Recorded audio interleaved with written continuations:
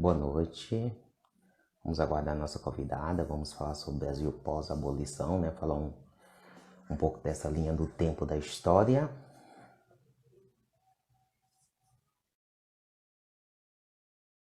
Boa noite.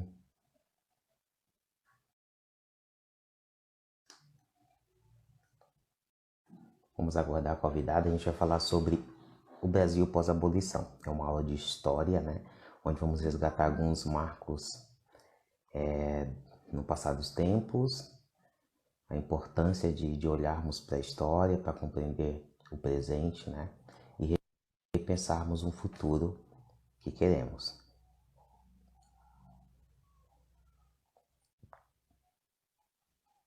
Boa noite, vamos aguardar mais um pouquinho.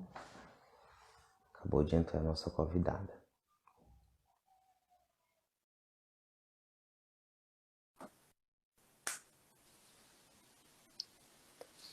Boa noite, Tereza, seja bem-vinda a esse espaço. Boa noite. Onde nós iremos construir aí conhecimento, resgatar um pouco da história do Brasil.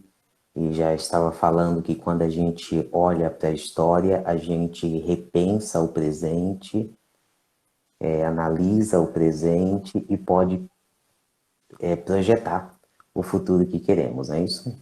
Certamente, assim. Em primeiro lugar, quero agradecer o seu convite. Quando você me disse que era professor de educação infantil, eu achei excelente, porque eu acho vocês fundamentais para a educação das nossas crianças, para os nossos jovens. E quando você falou que você é de uma comunidade remanescente de quilombolas, achei mais interessante ainda. Então já está assim, uma outra live nossa já programada que eu quero ouvir a sua trajetória. Assim, então eu agradeço. Sim, pode ficar à vontade para se apresentar, acho que o pessoal quer te conhecer.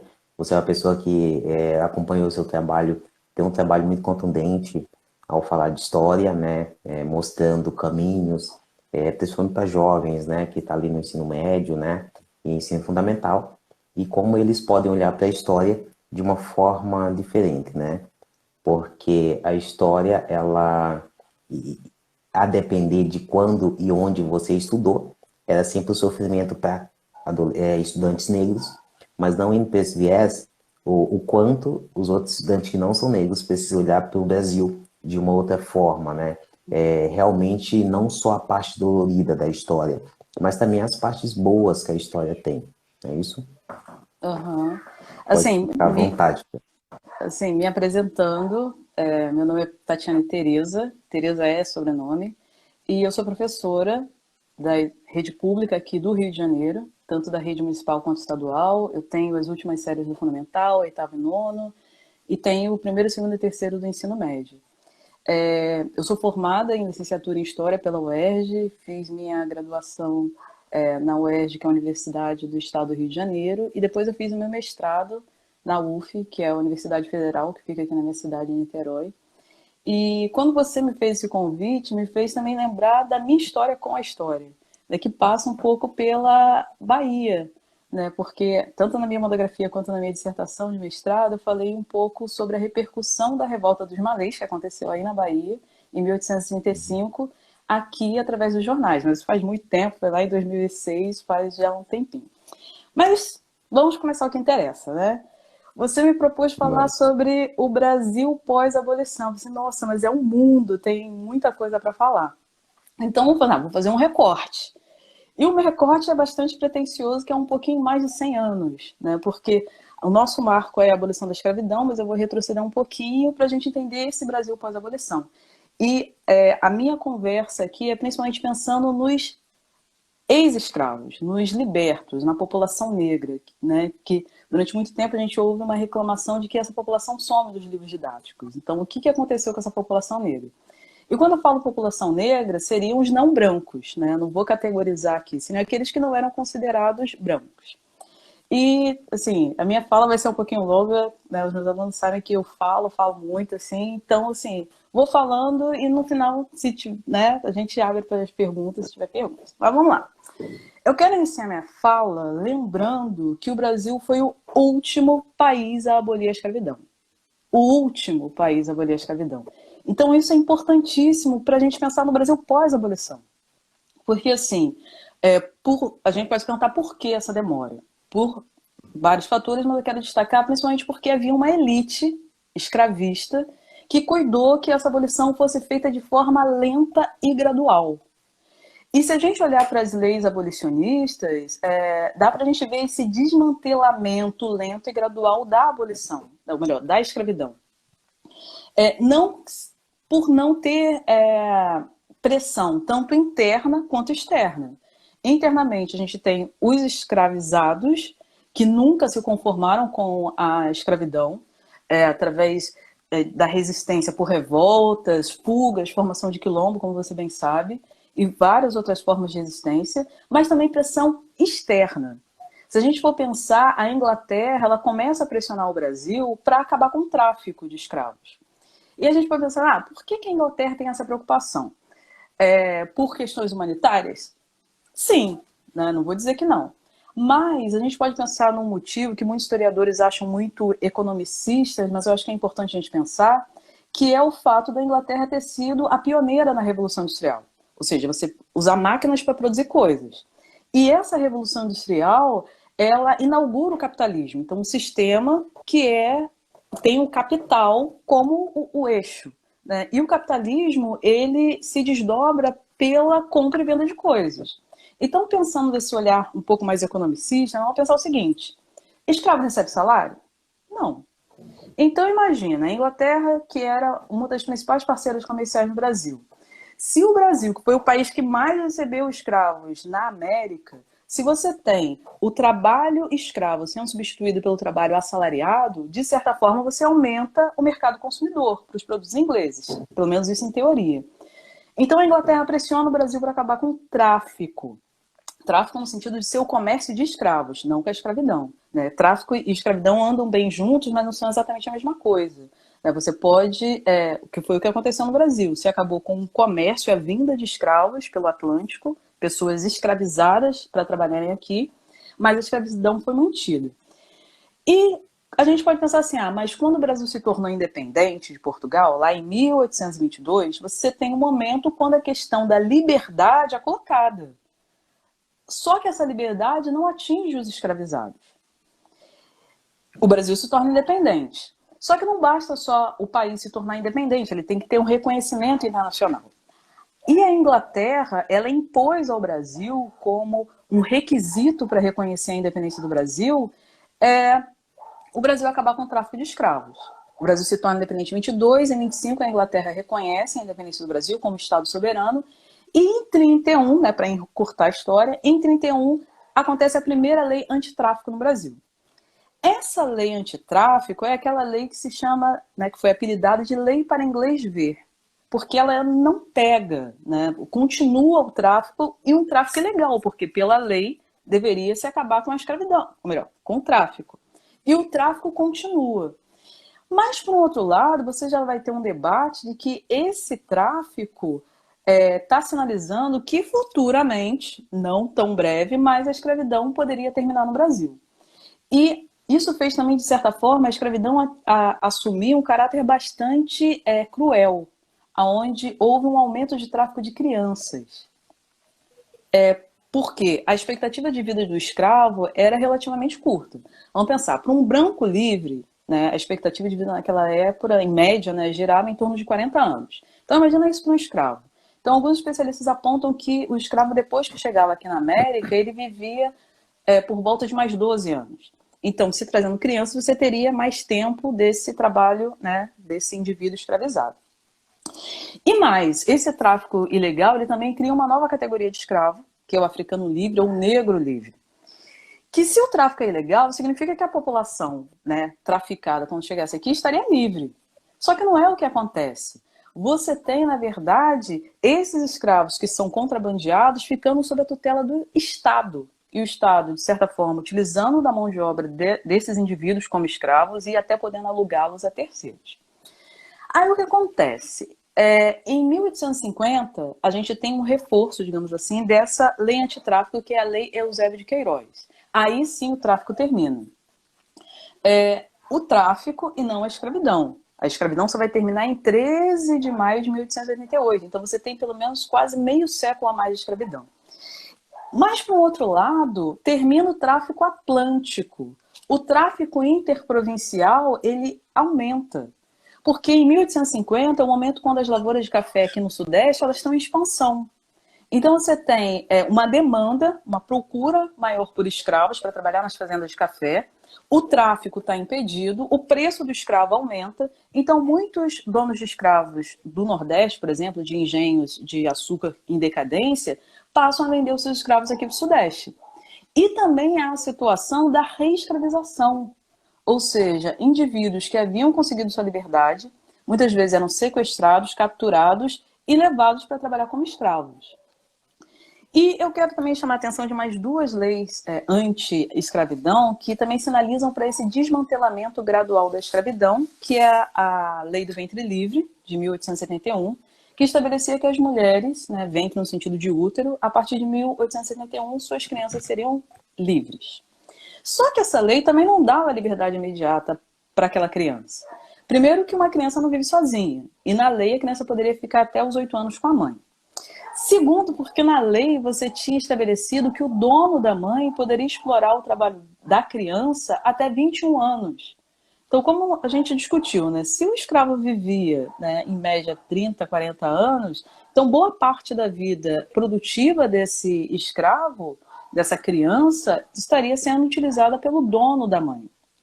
Mas sinalizava que a escravidão iria terminar num futuro não tão breve. E outra lei também, antes da Lei Áurea, foi a Lei do Sexagenário, que os escravos maiores de 60 anos seriam considerados livres. Lei de 1885. Aí a gente se pergunta, qual seria o escravo que teria saúde para chegar aos 60 anos para usufruir desse benefício? Então a gente pode pensar de uma certa maneira que essa lei teria sido mais uma forma de desonerar o dono de um escravo idoso. Porque o escravo que chegasse a essa idade, ela não estaria numa fase produtiva, digamos assim. Então, esse dono de escravo, ele, de certa forma, estaria se livrando, digamos assim, de um peso. Aí, finalmente, chegamos na Lei Áurea. 13 de maio de 1888, que é o nosso marco. Lei Áurea, professor Marcelo, que tem 2 míseros artigos, né? Depois de cerca de 4 séculos de escravidão, 2 artigos. Primeiro artigo, se declarava extinta a escravidão no Brasil, e o segundo artigo se revogava todas as leis, né, as disposições em contrário. E aí, essa lei sem nenhuma compensação. E quando eu digo compensação aqui, de uma forma irônica, sem nenhuma compensação para os donos dos escravos. Então, quando a gente fala no Brasil pós-abolição, é um Brasil de ex-donos de escravos insatisfeitos. Porque, quando se discutia a abolição, havia situação, por exemplo, de Joaquim Nabuco, que ele tem até uma obra chamada O Abolicionismo, que ele previu o fim da escravidão em 1890, ou seja, mais longa do que a Lei Áurea. Lei Áurea porque realmente ela tem detalhes em ouro, né? E mais, com indenização para os donos de escravos. E isso não aconteceu. A partir do momento que esses donos de escravos se veem obrigados a abrir mão das suas mercadorias, das suas peças, porque os escravos eram considerados objetos, né? Sem indenização, eles começam a engrossar a campanha republicana, que é a chamada questão escravista, que abala o Império, né? O Império começa a entrar em crise e a questão escravista é uma delas, que somada com outras questões, como a questão militar, põe fim à monarquia no Brasil. Então, quando a gente fala no Brasil pós-abolição, também é um Brasil republicano, de uma república que é proclamada por um golpe de Estado. Porque não é uma revolução, você não tem a participação popular. Tanto que jornais da época noticiaram que os brasileiros dormiram numa monarquia e acordaram numa república. E por que também o golpe de Estado? Porque você tem um grupo, principalmente os militares, que tinham a força das armas, liderados pelo Marechal Deodoro da Fonseca, um oficial do Exército Brasileiro, que comanda essa derrubada do Império, apoiados pelos latifundiários que ficaram insatisfeitos com a abolição da escravidão. E é interessante a gente pensar que esses 2 grupos são os grupos que vão assumir as 2 fases da República. A República da Espada, com presidentes militares, Marechal Deodoro da Fonseca, Marechal Floriano Peixoto, e a República Oligárquica, as oligarquias, o governo de poucos, os poucos vão ser os grandes fazendeiros, de certa forma, herdeiros desse passado escravista. E uma outra questão também que é interessante a gente pensar. Se a República foi inaugurada, República significando uma coisa que pertence a todos, né? República, res, coisa, pública que pertence a todos, então a gente vai pensar, então a República, ela reparou aquilo que a Lei Áurea não havia proporcionado para a população. Mas não foi exatamente assim. Vamos pegar, por exemplo, a primeira fase da República são os presidentes militares. É um governo golpista, que se impõe à população.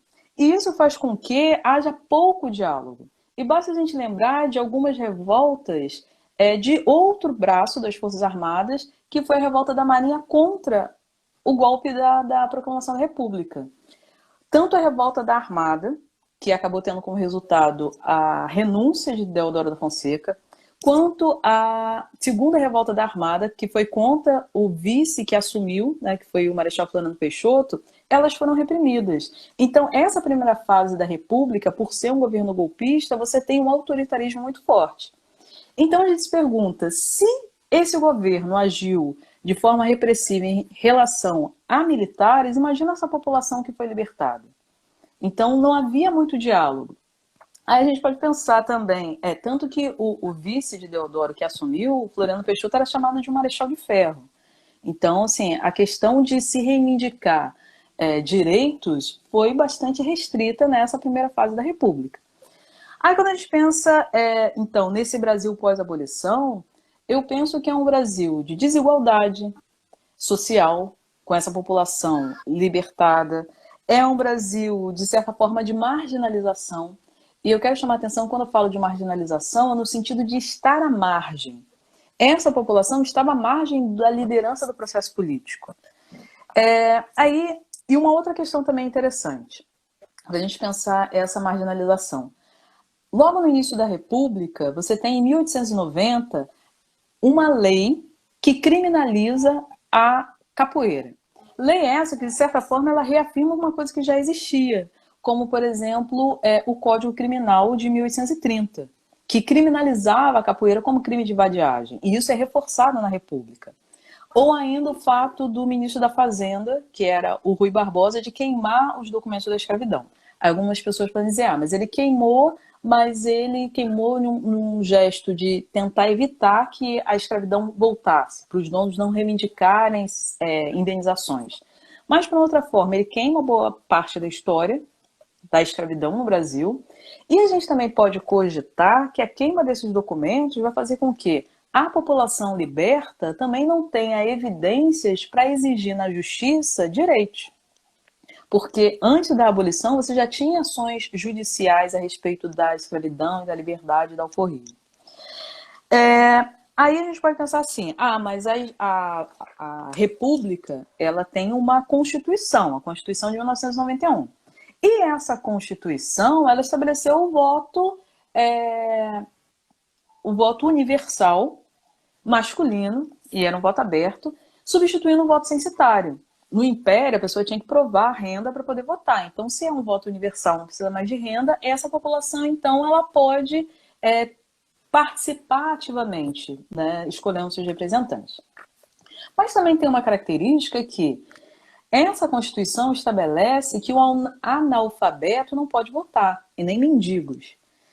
Aí a gente pensa, qual seria, né, dentro do universo masculino, quantos homens libertados pela abolição da escravidão estariam na condição de eleitores?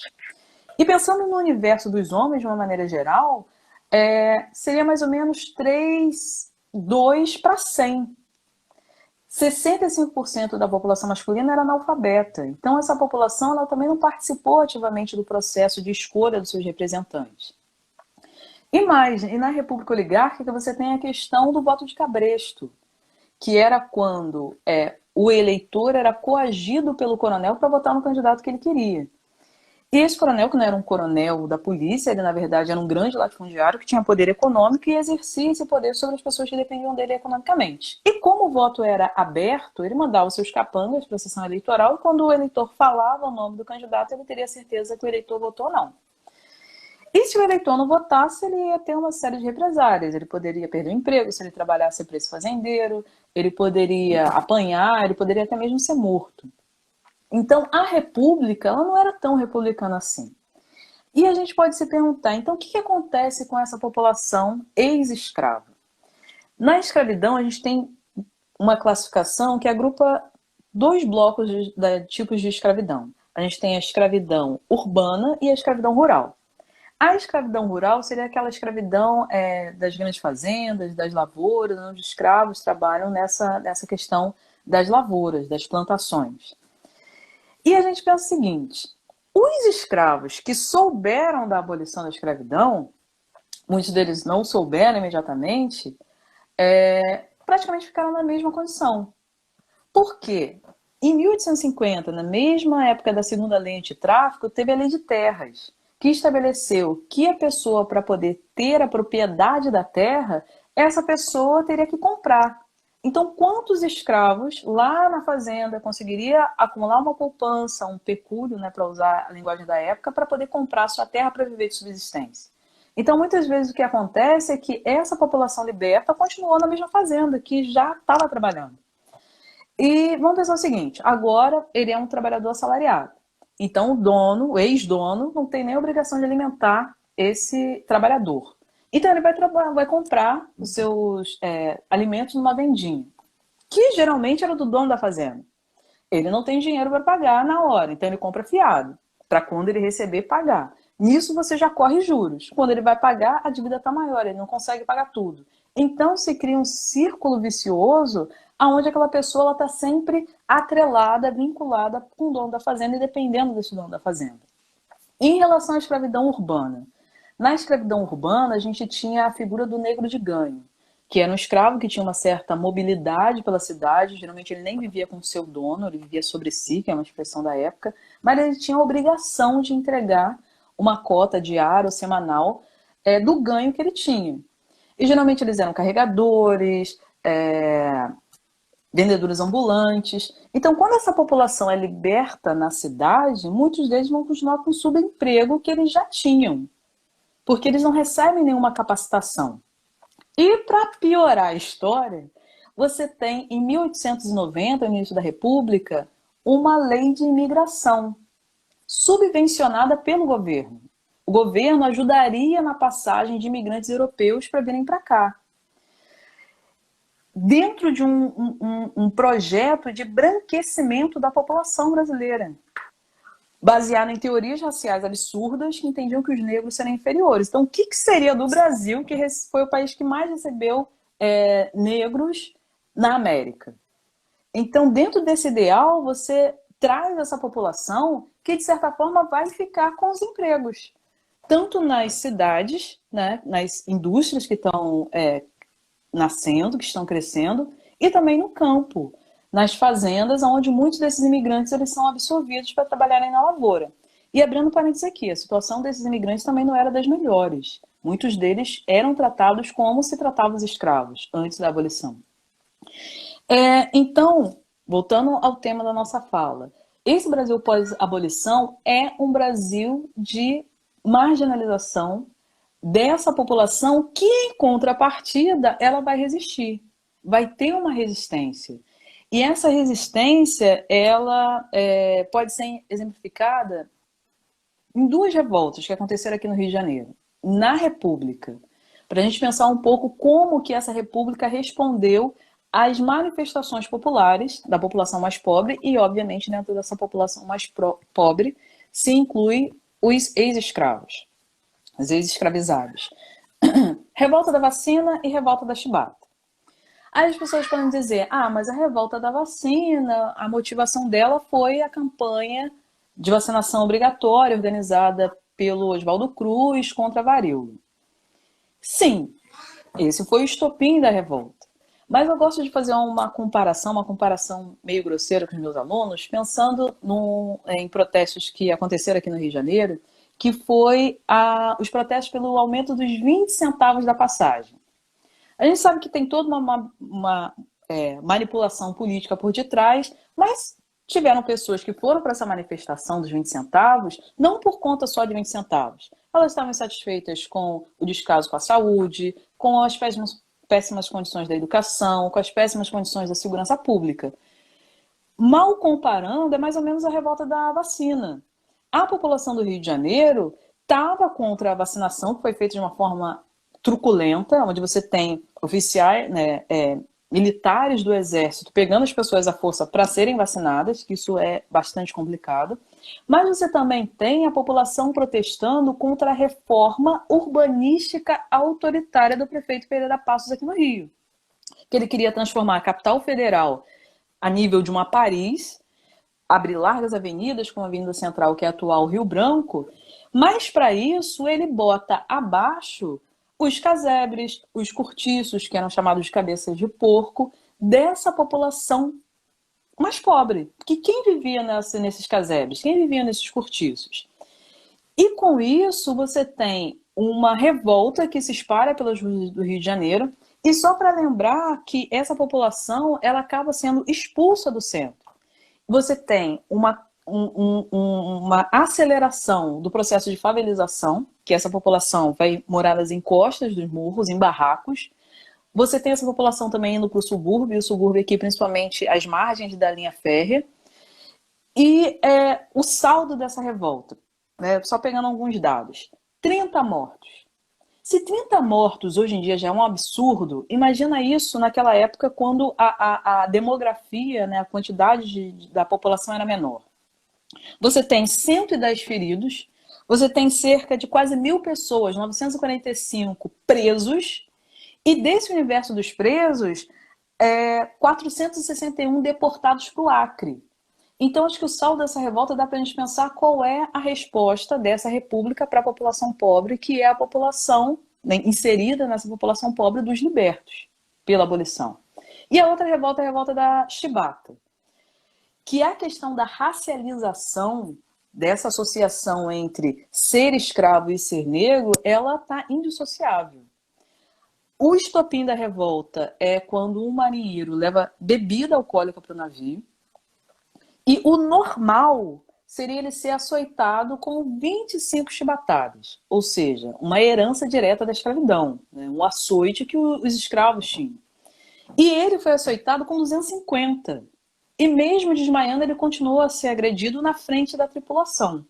Obviamente, a tripulação indignada começa a revolta, exigindo o fim dos castigos físicos, exigindo melhores condições de trabalho, exigindo o aumento do soldo, que é o salário desses marinheiros, que a grande maioria eram negros.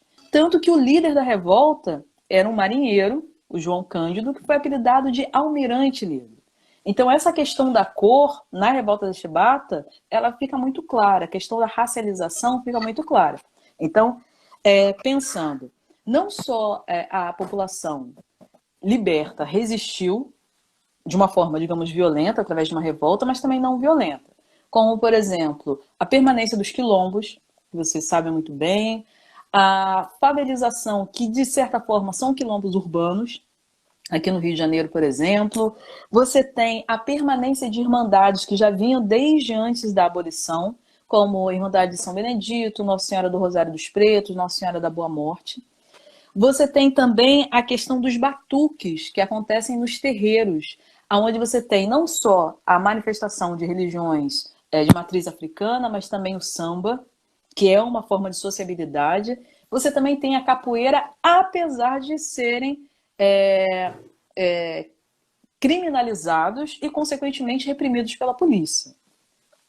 Agora, quando que isso melhora? E eu não vou dizer exatamente, não sei se a palavra melhor é melhora, mas assim, quando que isso começa a mudar? Quando a República Velha termina e começa a Era Vargas. Era Vargas que é entre o período de 1930 e 1945. Vargas que foi também um governo golpista. Quando Vargas chega ao poder, ele chega também por um golpe de Estado, também sem a participação da população. Mas sendo um governo golpista, isso significa que ele precisa de legitimação popular. E o governo Vargas soube lidar muito bem em conciliar os anseios dessa população que não foi atendida pela República Velha. Entre os setores, né, os grupos dessa população, também esses descendentes ou esses ex-escravos.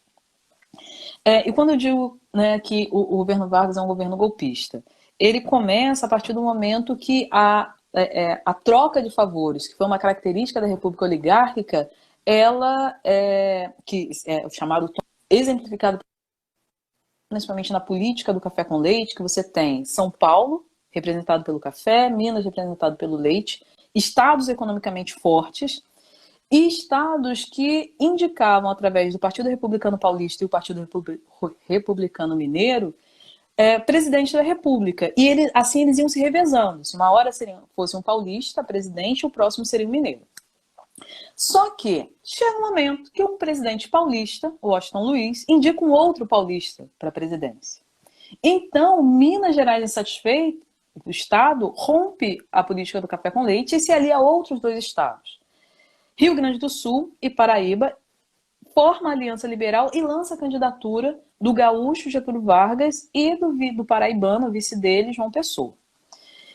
O paulista Júlio Prestes, apoiado pela máquina do governo, ele vence. Em eleições fraudadas, com coronelismo, com voto de cabresto. Só que no interim, no meio tempo disso tudo, João Pessoa é assassinado por motivos pessoais na Paraíba. E a morte dele é utilizada como causa para acontecer a Revolução de 30, que na verdade foi o golpe de 1930, um golpe de Estado. Reafirmando, o golpe de Estado, que também não houve a participação da população, e você tem uma oligarquia substituindo outra oligarquia. Mas também a gente não pode esquecer que a Era Vargas é um momento de uma ditadura fascista. De 37 a 45, você tem um governo ditatorial, autoritário, com características fascistas, que eu vou lembrar mais uma vez dessa característica um pouquinho mais à frente. Mas, quando eu falo que a situação começou a mudar, não sei se a gente pode dizer melhorar, mas, né, de certa forma melhorar, é que o governo Vargas, conciliando os anseios daqueles que não eram atendidos em busca de legitimação, ele, por exemplo, regulamenta o trabalho. Coisa que, por exemplo, a Lei Áurea não fez. É no governo Vargas que a gente tem a CLT, a Consolidação das Leis Trabalhistas, estabelecimento da carteira de trabalho, então um registro para o trabalhador, né, comprovar o seu vínculo empregatício, você tem férias, você tem carga horária estabelecida, você tem aposentadoria, entre outras coisas. Então, uma característica da Era Vargas é o trabalhismo, associado com o populismo, com o paternalismo. Vargas também, no governo dele, você tem um Ministério da Educação e Saúde, duas áreas que vão ser cuidadas pelo governo. Você tem programas de combate ao analfabetismo, então essa população ela vai ser alfabetizada. Você tem programas de capacitação e profissionalização dos trabalhadores, como o Senai, o Senac, e até mesmo o ensino superior, como a Universidade do Brasil, a UFRJ, programas de saúde pública. E, assim, abrindo um parênteses, dentro desse ideal de populismo, paternalismo, trabalhismo, nacionalismo, Vargas não olha só para os trabalhadores. Ele também joga com a burguesia industrial, incentivando a indústria nacional. Ele joga com as mulheres, que é na Era Vargas que as mulheres conquistam o direito ao voto em 37, e até mesmo com os latifundiários do café, porque o café continua sendo o carro-chefe da economia brasileira. E também é importante a gente pensar que na Era Vargas você tem o reconhecimento da cultura e tradições negras, né, da população negra. Como, por exemplo, na Era Vargas você tem o samba ganhando status de ritmo nacional. Você tem a capoeira ganhando o status de esporte nacional. E aqui a gente vê essa mudança, né? Enquanto antes o sambista era visto como um malandro, com a Era Vargas, de certa forma, ele pode ser visto como um músico. O capoeirista, que era visto como um vadio, um criminoso, ele passa a ser visto como esportista. Culturas essas que a gente exporta, né? Uma outra questão importante é que o Código Penal de 1940, da Era Vargas, ele descriminaliza a capoeira. Aquilo que havia sido crime no Código Criminal do Império, de 1830, reafirmado pelo Código Criminal da República, da primeira fase, de 1990, em 1940 não é mais crime. E outras características, né, só para ilustrar. Na Era Vargas você tem o estabelecimento do Dia da Raça, de certa forma se celebrando a mestiçagem de forma positiva, né, trazendo isso como uma característica, uma marca da população brasileira. Coisa que lá na Primeira República você tem aquela preocupação também de se embranquecer a população. Você tem também a questão de Nossa Senhora Aparecida, uma santa da Igreja Católica, lembrando que um número considerável dos brasileiros eram católicos naquele momento, sendo declarada no governo Vargas, juntamente com a Igreja Católica, a padroeira do Brasil, uma santa negra. Apesar daquele manto azul gigantesco, né, que cobre boa parte da santa, e é a Nossa Senhora da Conceição, mas você tem uma representação de uma santa negra. Isso me faz lembrar uma entrevista que eu vi de Abdias do Nascimento, que foi um ativista do movimento negro, poeta, professor, artista plástico, falando que ele fundou o TEM, que é o Teatro Experimental do Negro, e na entrevista ele falou que o Vargas quis saber o que era o TEM, que era muito mais do que ensinar teatro para a população, porque ele tinha também, o TEM, ele tinha um programa de alfabetização da população negra adulta. E o Abdias do Nascimento obtém do próprio Vargas a autorização de estrear a sua peça no Teatro Municipal aqui do Rio, que é um grande ícone da aristocracia carioca. E, assim, só para ilustrar, né? Isso tudo me faz lembrar de um samba que foi gravado pelo Zeca Pagodinho, pelo Marcelo D2, que é dessa época de 1839, ou seja, da Era Vargas, que com certeza você já deve ter ouvido, que era do delegado Chico Palha. A letra diz mais ou menos assim: delegado Chico Palha, sem alma e sem coração, não quer samba nem curimba na sua jurisdição. Curimba no sentido, né, que a gente chama genericamente, né, de macumba. Ele não prendia, só batia. Era um homem muito forte, com um gênio violento, acabava a festa a pau e ainda quebrava os instrumentos. Ele não prendia, só batia. Os malandros da Portela, da Serrinha e da Congonha, para ele, eram vagabundos e as mulheres sem vergonha. Ele não prendia, só batia. E o poema continua falando que a curimba ganhou terreiro, o samba ganhou escola, ele, expulso da polícia, vivia pedindo esmola. Ou seja, esse samba ele fala tanto da repressão policial, né, que é digamos assim, uma herança desse passado, dessa marginalização da população, mas também mostra essa reviravolta. Quando ele fala que a curimba ganhou terreiro, é uma certa... apesar de ser perseguida ainda pela polícia, mas você tem uma certa liberdade de culto. Quando ele fala que o samba ganhou escola, que na Era Vargas você tem os grêmios recreativos de escolas de samba, você tem uma regulamentação desse desfile, né? Aqui no Rio, não no Sambódromo, mas na Presidente Vargas. Presidente Vargas. E é interessante a gente pensar que aí muitas pessoas podem dizer assim, mas ele regulamentou também no intuito de controlar. Sim, né? Você tem essa preocupação de também controlar essa população. Mas, de certa forma, é uma mudança. E também outras músicas, né, que, por exemplo, Cidade Maravilhosa, que é da mesma época da Era Vargas, de 1934. Você também tem na letra uma certa exaltação do samba, quando diz assim, berço, no caso Rio de Janeiro, berço do samba e das lindas canções. Ou seja, o samba também é caracterizado como uma canção bela que vive na alma da gente. Ou ainda Aquarela do Brasil, né? O próprio título traz essa questão da diversidade. Quando fala assim, Brasil, meu mulato isoneiro. Mulato é um mestiço, né, de branco com negro. Isoneiro, manhoso, intrigante, vou cantar-te nos meus versos. Ou seja, uma certa aclamação desse Brasil miscigenado. E tem uma outra parte do samba que fala... tira a mãe preta do cerrado, bota o rei Congo no congado. no sentido de colocar as coisas nos seus devidos lugares, né? Que poderia ser uma interpretação. E tem uma outra parte que fala assim: quero ver Sadona caminhando pelos salões arrastando seu vestido rendado. Para mim, uma mulher de vestido rendado é uma mulher negra, né? Fazendo uma comparação com as próprias baianas, né? O tecido utilizado pelas mulheres negras. E isso também é muito fruto do modernismo brasileiro, que muitos artistas modernistas, o modernismo trouxe isso, né, de se pensar a identidade nacional como uma identidade miscigenada, o Brasil trazendo uma arte, valorizando as suas origens, as suas raízes, e muitos modernistas estavam dentro do governo Vargas, estavam dentro do Ministério da Educação, por exemplo. Outra questão também, o movimento negro, né, ele de certa forma se organiza também na era Vargas. Em 1961 a gente tem a Frente Negra Brasileira, que também, quando ela vira partido político em 36, em 37 ela é fechada com a decretação do Estado Novo, da ditadura de Vargas.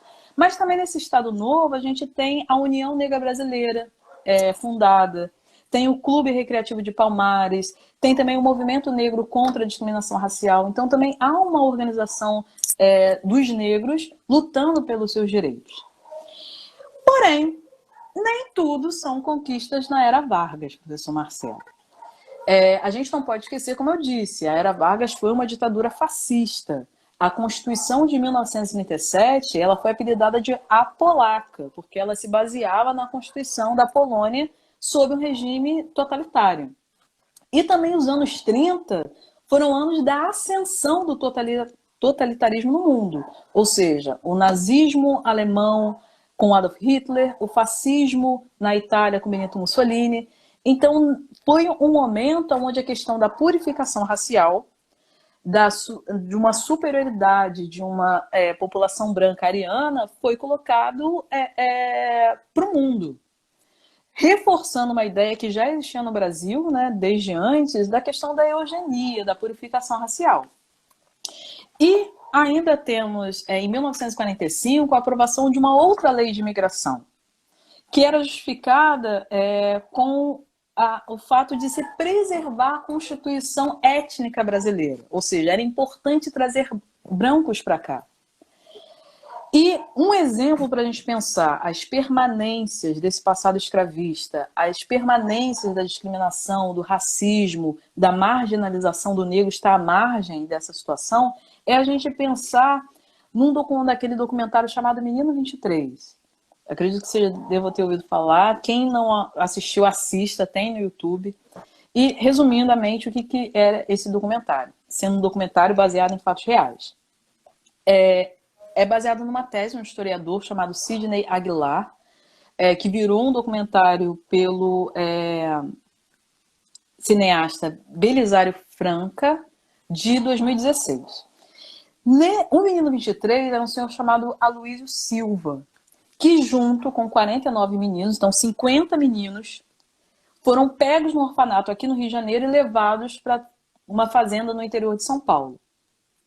Aí as pessoas podem falar assim, cara, se eles foram pegos para trabalharem para irem para essa fazenda, tudo bem. Mas aí aqui a gente tem alguns problemas. Primeiro, todos os meninos eram negros, era um requisito. Quando eles vão para a fazenda, eles não recebem sequer educação, eles vão para o trabalho escravo, eles não são remunerados. E eles vivem boa parte da vida deles nessa estrutura. Então a questão da racialização, ela permanece. Aí muitos podem dizer, mas tem escravidão no capitalismo. Sim, mas essa associação direta de trabalho escravo e a cor da pele, ela permanece no Brasil, isso no século XX. A gente está falando da primeira metade do século XX, na década de 1930. E, né, para piorar essa situação, essa fazenda era de uma família chamada Rocha Miranda. Inclusive aqui no Rio tem um bairro chamado Rocha Miranda, uma família respeitável, que era membro da AIB. A AIB era o partido chamado Ação Integralista Brasileira. E a AIB ela se considerava um modelo brasileiro ao que acontecia com os partidos nazifascistas europeus. Né? Só para exemplificar, os integralistas tinham um uniforme verde e se chamavam as camisas verdes, enquanto os nazistas eram as camisas pardas e os fascistas eram as camisas negras. Eles tinham a letra sigma como símbolo, enquanto os nazistas tinham uma suástica. Eles tinham a saudação Anauê, enquanto os nazistas tinham Heil Hitler. E tinham aquele lema Deus, Pátria e Família. Aí a gente se pergunta, Deus, Pátria e Família de quem? Ou seja, A e B, sendo um partido com características nazifascistas, eles, de certa forma, pregariam uma superioridade racial que, de certa forma, aparece nessa fazenda desses membros desse partido que escravizam crianças negras em pleno século XX. Então, assim, já me encaminhando para o final da minha fala. O Brasil pós-abolição é um Brasil como? Um Brasil de desigualdade social, de desigualdade racial, de racismo, de discriminação, de marginalização dessa população ex-escrava e da população pobre, no modo geral. Então, pegando aquilo que eu falei lá no início, que a abolição foi lenta e gradual, os avanços da população preta, em termos de direitos políticos e direitos civis, também foram lentos e graduais. Se a gente for pensar, só em 1951 você tem a primeira criminalização do racismo.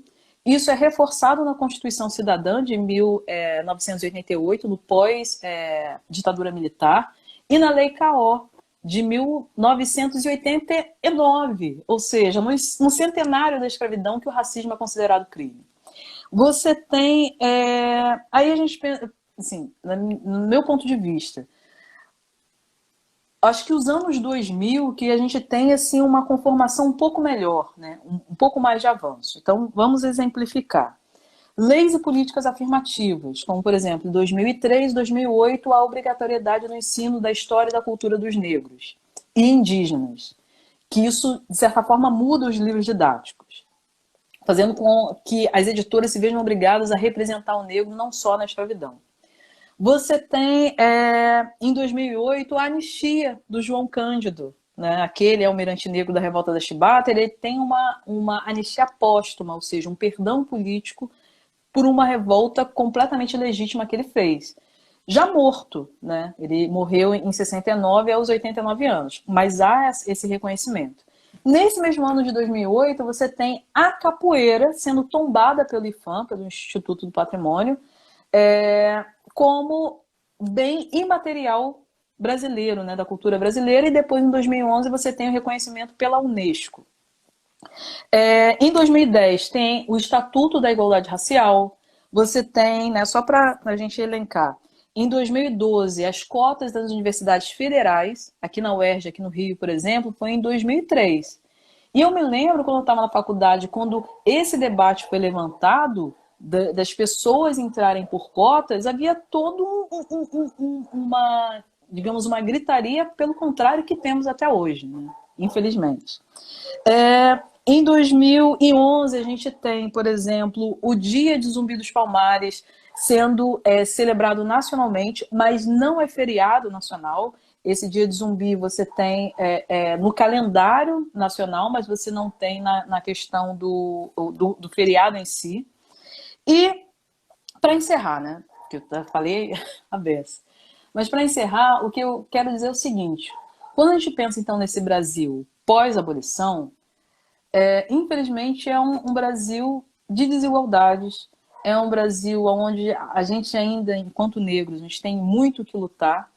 E aí, né, a gente chega nessa live, assim, nós, enquanto professores, estarmos atentos para essas questões. Você, como professor de educação infantil, que eu acho primordial se pensar nessa questão, e até ligando com a questão do documentário Menino 23, que só foi possível porque um professor de história, atento à fala de uma aluna, quando ele estava dando aula de nazismo, ela ter dito que viu a suástica num tijolo numa fazenda. E com isso você tem toda uma investigação. Então eu quero fechar minha fala dizendo o seguinte: nós, professores, a gente faz a história, e mais, nós, professores, a gente pode mudar a história desse país. Então é isso. Eu falei muito, mas é Nossa, isso. você trouxe essa linha do tempo e eu fiquei aqui matutando, Porque Hum, toda essa trajetória Brasil pós-abolição, a gente percebe que em alguns momentos que você trouxeram avanços, em outros momentos ficou paralisado, ficou na pausa, e a gente vai ter um avanço de verdade com algumas leis que elas realmente hoje surge alguns efeitos, não 100%, mas traz alguns uhum, efeitos uhum. que vai nesse caminho aí de um futuro promissor para pessoas negras, né? Mas que foi a partir dos anos 90. Então, você trouxe dos anos 90 até 2000, parece que ficou numa pausa. É, E aí, após os anos 2000, voltou a ter outro avanço. Então, a gente tem uns picos, né? E que hoje muitas pessoas já estão conseguindo ocupar alguns espaços e fazer algumas diferenças. Por exemplo, na educação, hoje já tem muitos negros que trabalham na educação, que trabalham em empresas em outras demandas, e que isso vai mostrando o caminho a ser seguido. E engraçado que eu estava assistindo uma fala do Luciano Huck, onde ele falou que uma família que nasceu pobre, marginalizada, porque riqueza não é só riqueza uhum. capital, Ah, né? com certeza. Riqueza é o ponto de vista de cada um. Uhum. Mas para que essa família consiga realmente ter uma estrutura adequada de sobrevivência, ela vai precisar de novas gerações. Então, olhando para o Brasil pós-abolição, a gente já passou muitas gerações, mas que essas leis que fazem feito, a gente está na primeira geração. Então, a gente vai ter que caminhar muito para talvez conseguir um futuro melhor. E com o apoio Verdade. de muita gente, aí de todos os grupos étnicos, né? Assim, é claro que eu fiz grandes, né, generalizações, né, porque o tempo é curto, mas é isso, né? Às vezes, quando a gente avança, você tem um grupo também que quer o retrocesso, né? Vide a nossa conformação atual, né? Não vou polemizar aqui, mas é. Você teve nos anos 2000, até por conta da forma como a política e a sociedade foi conduzida, que chegou num ponto, né, que as pessoas até falam que as pessoas querem, de certa forma, retroceder, né, porque não querem, estou generalizando, né, não são todos, mas muitos não querem ver os negros em papel de destaque, não querem viajar com o negro do seu lado no avião, não querem dividir, que seu filho divida a faculdade com um negro. E é muito preocupante, assim, que a gente avança de certa forma, alguns grupos querem retroceder. Uma questão que eu acho preocupante é que que nós negros às vezes não nos atentamos, né? Pensando na questão, por exemplo, de algumas falas, né, que o Dia da Consciência Negra tem que ser o Dia da Consciência Humana, como se a gente não pensasse nessa humanidade. Ou todas as vidas negras, né, vidas negras importam, não, todas as vidas importam. Então, acho que às vezes tem uma questão de querer esvaziar as nossas lutas para que a gente não avance. Quando você falou essa fala do Luciano Huck, me fez me lembrar de um documentário que eu vi há um tempo atrás no Netflix que fala como explicar, né? Que falava da sociedade americana, é claro que ela tem características um pouco diferentes das nossas, mas que eu achei interessante. Que falava o seguinte: quando um negro americano tinha uma ascensão, tipo, ele entrava na faculdade, de certa forma ele tinha uma família que economicamente iria depender dele. Então ele não conseguia ser tão rico quanto um branco que entrava numa faculdade, porque a riqueza que ele tinha que subdividir. Enquanto um jovem branco, ele ascendia, ele se formava e tudo que ele gerava era só dele. E acho que esse processo, é claro, guardando as devidas proporções, que a gente é uma outra realidade, também acontece com o Brasil, né? O negro ascende socialmente, ele entra na faculdade, mas ele se preocupa com os demais, né? Ele ganha um emprego melhor, ele pensa em comprar uma casa melhor para sua família.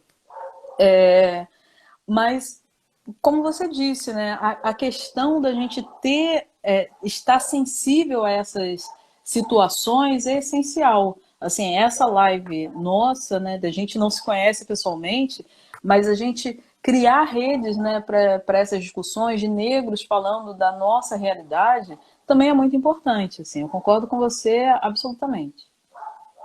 Sim, justamente. Quando você trouxe as questões dos quilombos, eu nasci em quilombo, Então, quando eu tinha 8, 7, 8 anos, a comunidade ela tinha em torno de 300 a 400 pessoas morando. Uhum.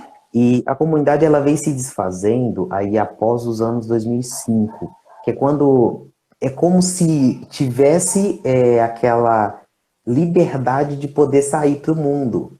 Porque Aham. até então, não só lá, mas muitas outras comunidades quilombolas, indígenas também, que é um grupo étnico que sofreu também, se vivia preso nas suas comunidades.